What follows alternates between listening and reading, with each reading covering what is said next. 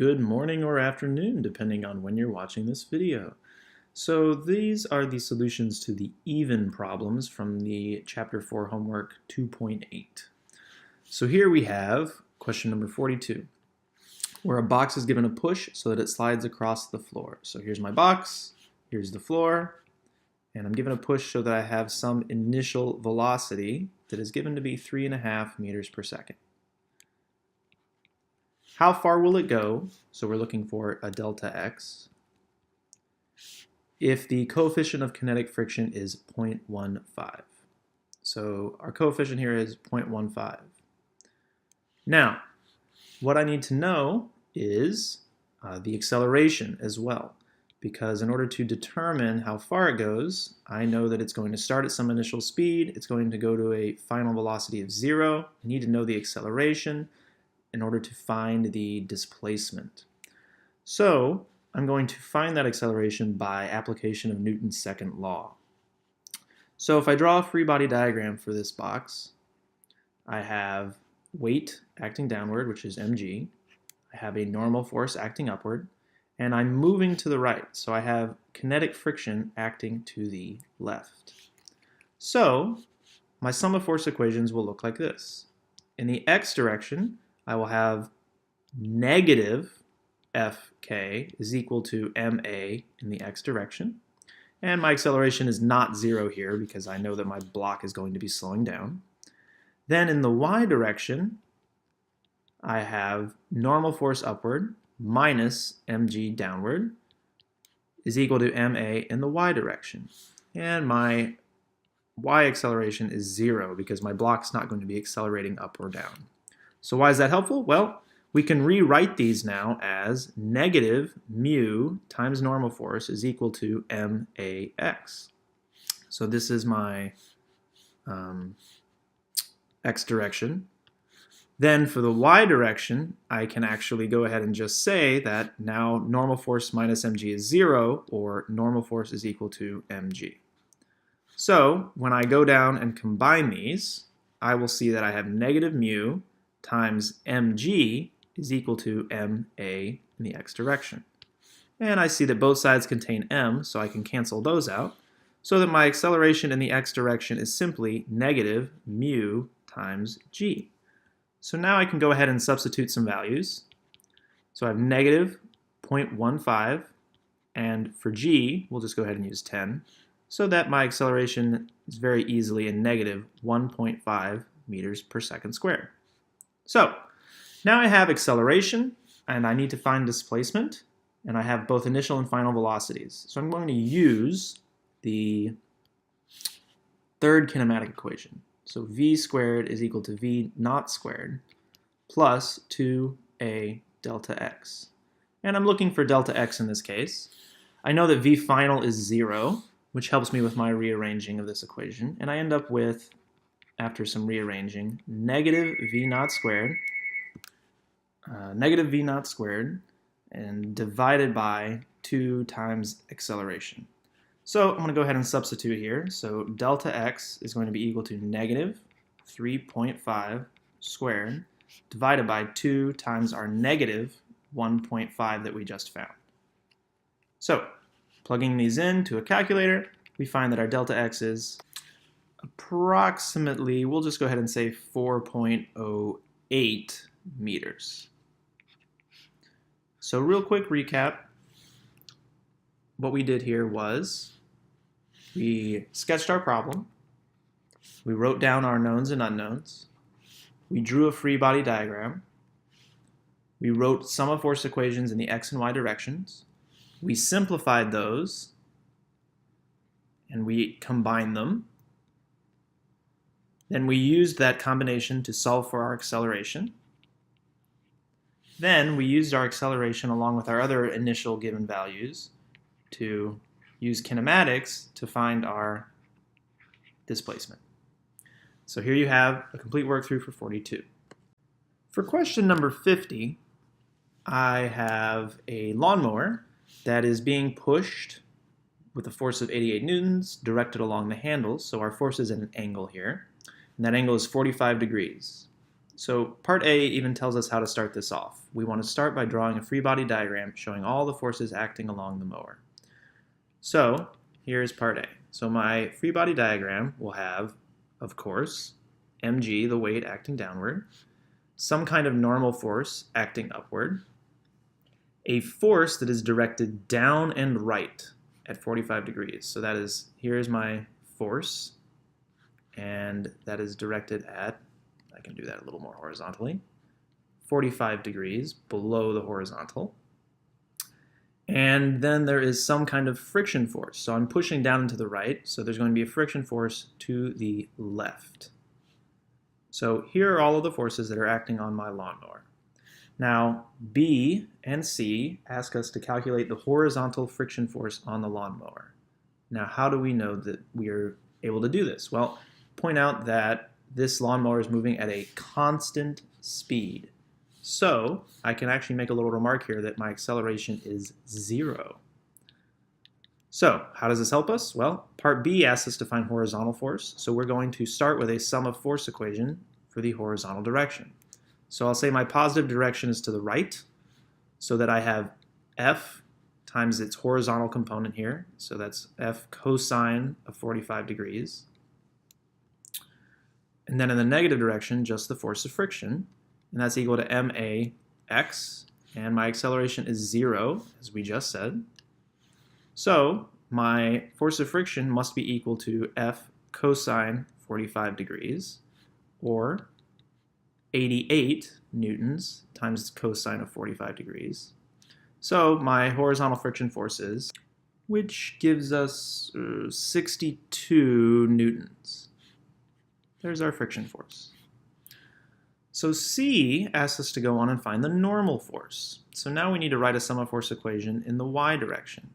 So in the positive y direction, we have a normal force, and in the negative, we have mg, and then we have the vertical component of F. So that's F sine of 45 degrees, and it's negative. And that's equal to mass times y acceleration, which is still 0, because our mower is not accelerating. So now we can go in and solve this for normal force.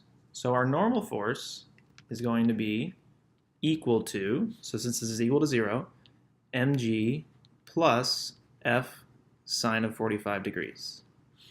So let's go ahead and substitute in our values.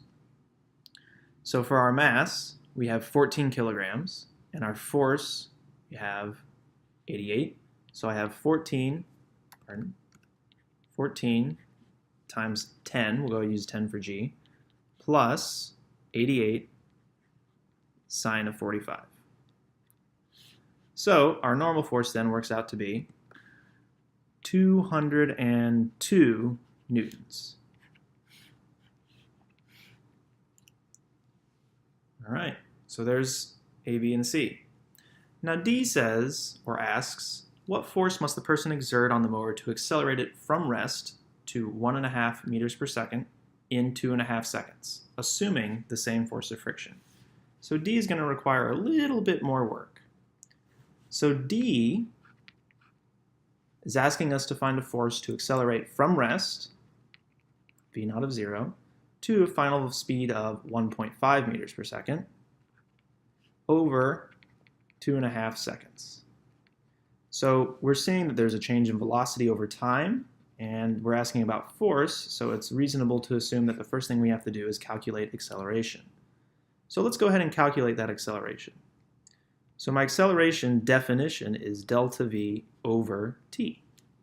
So substitution here would simply be 1.5 minus 0 over 2.5.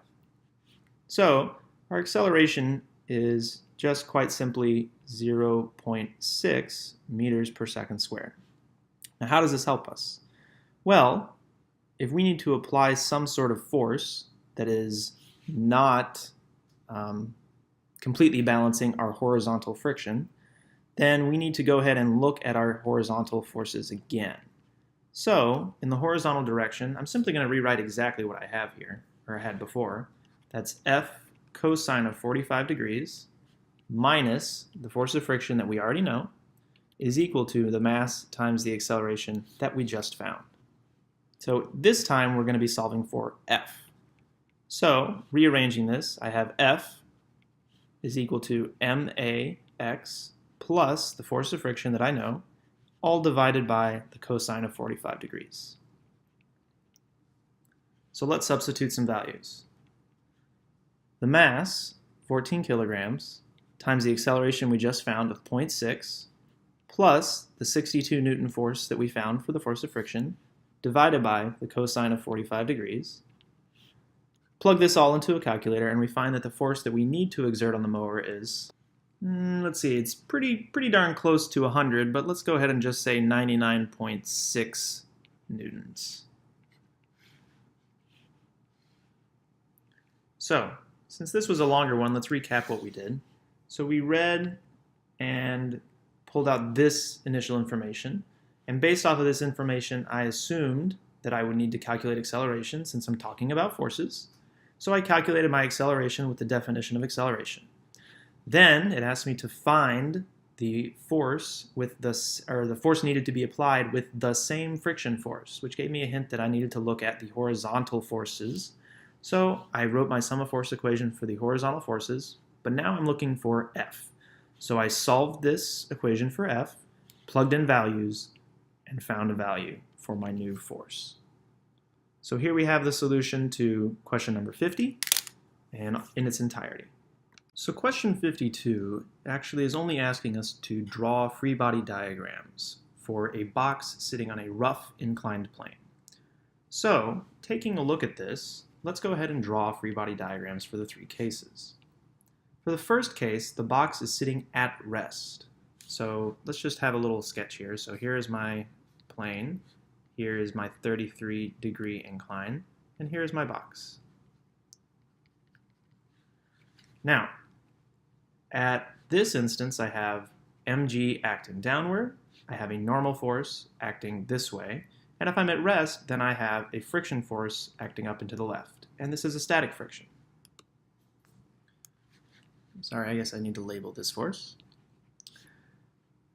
So now, if box were sliding down the plane, what has to happen? Well, right now my friction force is up and to the left at 33 degrees. And I can actually put a right angle here. And if my box were sliding down the plane, all that means is that my friction force must be less than it is there. So truly, my free body diagram is going to look the exact same with the exception of my friction force being smaller. So really, I'm just going to have a smaller friction force. I'm actually going to label it Fk. And it's not very obvious how much smaller that is, but it is a little smaller. Now C says we have the same force of gravity downward. We have the same normal force upward, except now on my incline, I actually have a force of friction down the incline because I am moving up the incline. So now this is my friction force right here, and it is a kinetic friction. So really you just have to remember that the friction force is opposing my motion. So even though I drew it terribly, this is 90 degrees. All right, for question 56, we have a box released on a 27-degree incline, and it accelerates down the incline at a rate of 0.3 meters per second per second. We want to find the friction force and the coefficient of friction. So what I'm going to start with is a little sketch of the situation. So this is my incline at 27 degrees. Here's my box. I know that I'm moving this way. So I know that my friction is going to be acting in the opposite direction. So let's go ahead and draw a free body diagram. So the free body diagram for this, I'm going to draw this a little lower. Free body diagram for this is going to be mg acting downward. And then I'm going to go ahead and set up my horizontal direction so that I have now a 27-degree angle that I can draw my force of friction.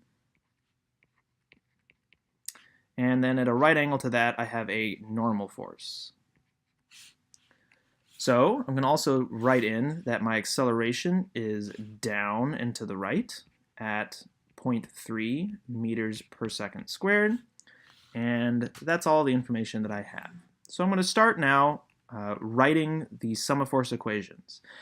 Now, as we've seen previously, what helps quite a bit is if you actually take your coordinates and your coordinate axes and you align them with as many forces as possible. So if I align my coordinate system so that the normal force is in the positive y direction and the friction force is along the x direction, but the direction of motion is positive x, then really what I just did is I took my old x and y axes and I rotated them by exactly 27 degrees. So my y-axis was lined up with my mg, which means that now this is 27 degrees. I can write that larger. So this really helps us when we write our sum of force equations. So I'm actually going to just redraw this real quick just so we can see exactly what we did. So now I have normal force going straight up. I have friction force straight to the left. These are 90 degrees. And my mg, let's see, so this is my y-axis, so it's kind of down and to the right. And that is at an angle of 27 degrees. So now this is much easier to deal with, and it has less trigonometry in it. So here is my acceleration direction, is to the right. So let's go ahead and write our sum of force equations for this new free body diagram that I drew. So in the x direction, I have a component of mg, and that's going to be mg times the sine of 27 degrees minus the force of friction is equal to mass times acceleration in the x direction. And this, we will point out, is now acceleration in the x direction. For the y, I'm going to do this to the right, we have normal force acting upward minus a component of mg, and that's this component. So that is going to be mg times the cosine of 27 degrees is equal to ma y. And in the y direction, there is no acceleration. So we can say that this is equal to 0. So this allows us to go ahead and say that the normal force is equal to mg cosine 27 degrees. And we can calculate that. So let's go ahead and do that. So the normal force for our 25 kilogram box is going to be 25 times, we'll go ahead and use 10, times the cosine of 27 degrees. So our normal force is 222.75 newtons. All right, now we take our normal force that we're going to need to find the coefficient of friction. And actually, we're going to solve for the friction force first. So I solved this a little out of order, my apologies. But over here, if I solve for the friction force, so I'm going to add it to the other side and subtract max, I see that friction force is equal to mg times the sine of 27 degrees minus m times the acceleration. So my friction force is going to be 25 times 10 times the sine of 27 degrees minus 25 times the acceleration that was given as 0.3 meters per second squared. So my friction force ends up being pretty much 113 newtons. So there's my friction force. And now I'm asked to find the coefficient of kinetic friction. So I do that by stating that the friction force is equal to mu k times the normal force. So my mu k would be equal to the friction force divided by the normal force. So we already have the normal force from my work earlier. So mu k is going to be equal to the 113 I found divided by the 222.75 that I also found. So the coefficient of kinetic friction here I find to be pretty much 0.5, and we'll round that to 0.51. So here's my coefficient of kinetic friction and my friction force. So just to run through what we did here, because we did several new things. I drew a picture of the situation just to make sure I understood what was going on. Then I drew the dark blue free body diagram here. Then I actually wrote a new free body diagram by rotating these axes. And that helps me line up my axes with more forces. The more forces that are lined up, the less trigonometry I have in my equation and the easier this is to solve. Plus, I have acceleration, so it's nice to have all of my acceleration be in one direction. So from this new free body diagram, I wrote my sum of force equations in the x and the y direction. And truthfully, what I should have done first was then solve for the friction force. Then I can go over here and solve for the normal force, because I need the normal force in order to find the coefficient of kinetic friction. So once I find the normal force, I can then come into this equation for friction and use it to calculate my coefficient of kinetic friction. Our final problem in this walkthrough is an interesting one. So I have a block that's given an initial speed of 4.5 meters per second up an inclined plane. And I didn't include the picture because we know what inclined planes look like at this point. So here is my 22-degree inclined plane. Here is my block. It has an initial speed up the incline of 4.5 meters per second. And we want to know how far it will go. So in this particular case, there is no friction. We just want to know how far up it goes. So let's draw a free body diagram. So our free body diagram will have mg acting downward. It will have a normal force up and to the right, according to my picture here, and it will have no friction. So what is happening? Well, here is my horizontal direction, but just like we did in the previous problem, we're going to take a look at turning this so that my direction of motion is aligned with one of my axes. So I'm going to take this and I'm going to redraw it. So instead of having my mg going straight down, I'm going to have my normal force going straight up. So in order to do that, I need to turn my axes. So this here was 22 degrees, which means I need to turn my axes by 22 degrees. So my new free body diagram then would look something like this. My normal force is straight up, and mg is down and to the right. And that is going to be at an angle of 22 degrees with the vertical. And just so we're clear, my initial velocity is to the left. Well, why is this useful? Now I can go in and write my sum of force equations for this second free body diagram. And I care mostly about the x direction. So in the x direction, I have only a component of the force of gravity, which is mg times, actually, you know what? We're going to say that this is the negative direction. So as we're moving up the incline, we'll call that the positive direction. So we'll say that this is the positive x direction. So really my only force is negative mg, and that component is going to be the sine component, so sine of 22 degrees, is equal to mass times acceleration in this x direction. Well, you notice we never got a mass, and that's because here our mass ends up canceling out. So my acceleration in the x direction is actually just negative g times the sine of 22 degrees. So we can find that quite easily. So negative 10 times the sine of 22 degrees will give us an acceleration of negative 3.75.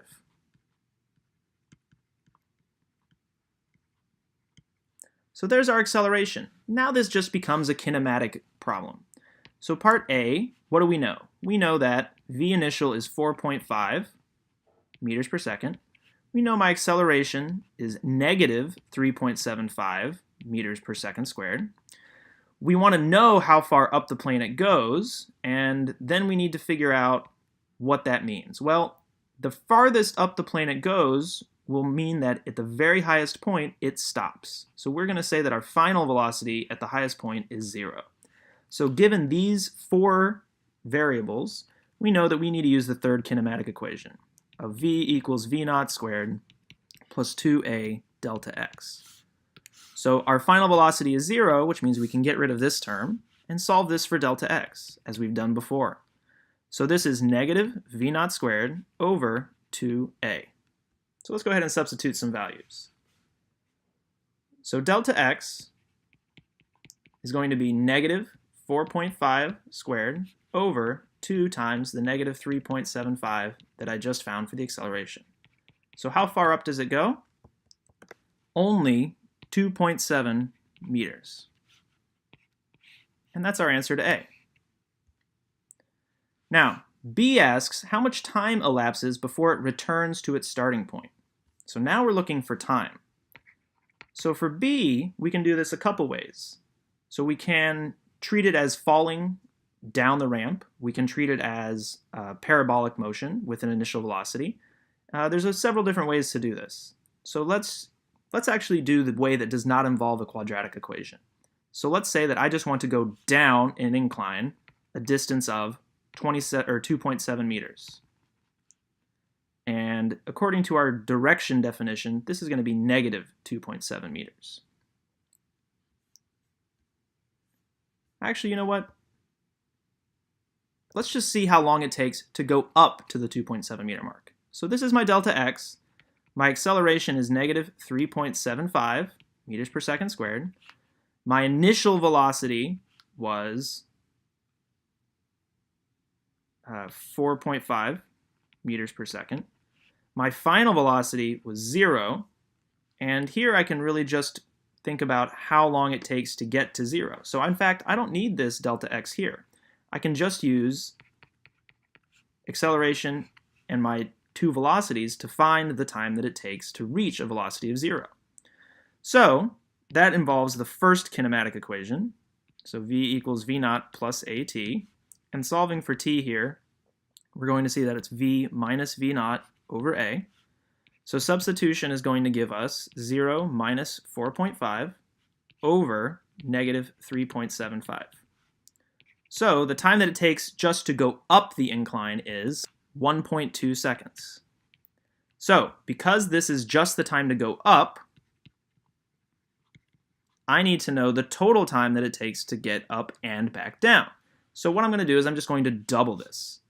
So back and forth will be 2 times t. So really my last answer here is going to be 1.2 times 2, or 2.4 seconds. So again, we are rotating our axes, and the reason for that is so that we are aligning our acceleration with just one direction, so that when we write our sum of force equations, we can find our acceleration very easily in one direction. Do we have to do that? No, not really, but it does make things a lot easier to visualize and calculate with trigonometry.